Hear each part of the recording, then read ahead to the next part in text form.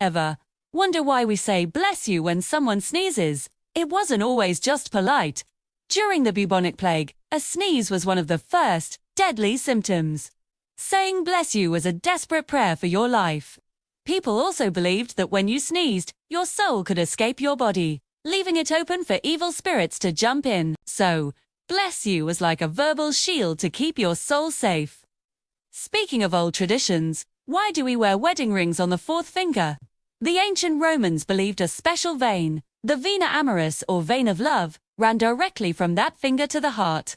We now know that's not true. All fingers have similar veins, but the romantic tradition has stuck for over 2,000 years. And finally, you've done it 1,000 times. But the high five didn't even exist until 1977. During a Dodgers baseball game, player Glenn Burke raised his hand to celebrate a teammate's home run. His teammate, Dusty Baker, didn't know what to do, so he just smacked it. And just like that, the high five was born. Thanks for watching.